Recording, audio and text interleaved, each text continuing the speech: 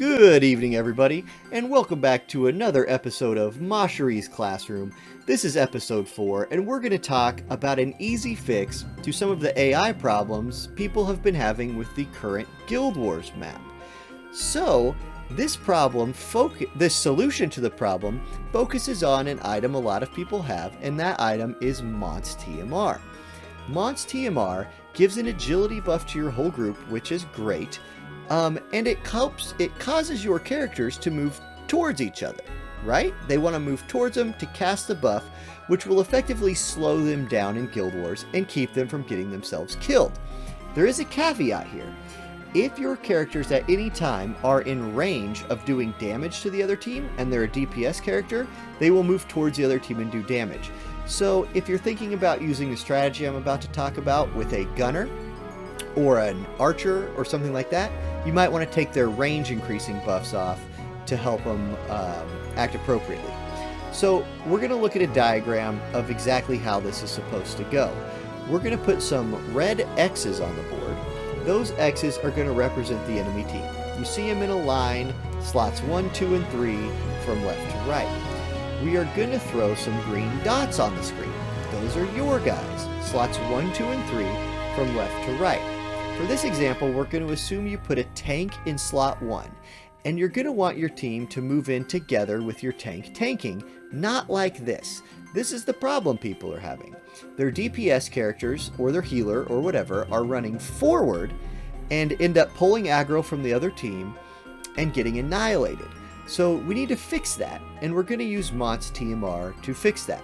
So you're going to see here, we throw Mont TMR onto your slot 3 character, and unless they're in range to move up and hit somebody, they will prioritize moving left and buffing the middle member of your team. If they still aren't in range, they will move left again and buff your tank. Let's watch a video of this in action. In this video, my tank is Warrior of Light in slot 1. In slot 3, I have my Auronnj. Notice how their Auronnj charged forward. He's out of position, but my Auronnj went left to the rest of my team to give them an agility buff. Now, look how my squad is moving up together. Eileen moved forward, Warrior of Light moved forward, and now the enemy Auronnj is over on the right all by himself, like, hold on, I need to come back across the screen. Now he's out of position. My Auronnj steps up, knocks his armor down, and we've already baited out Ayaka's limit break without even crossing the threshold in the middle. Now, Eileen gonna buff, move up, and here's the important part. My Warrior of Light moves up, and he's now in range to tank everything. By using Mont TMR, I caused my squad to move to the left, which bought Warrior of Light time to move up and get aggro. You can see here we've already killed the DPS on their team. He's gonna get full lifed, but spoiler alert, this fight's already over. His squad has used too much just to try and recover from the poor positioning. Eileen's going to stick Warrior of Light for like 4k here because she's a piercing unit. And, I mean, it's GG. So we'll cut the fight here and skip to the end. And that's all she wrote. I think that's a fairly easy solution to how to kind of gain control back of your team. I think it's something that's accessible to most people because for a lot of players, Mont is their first TMR.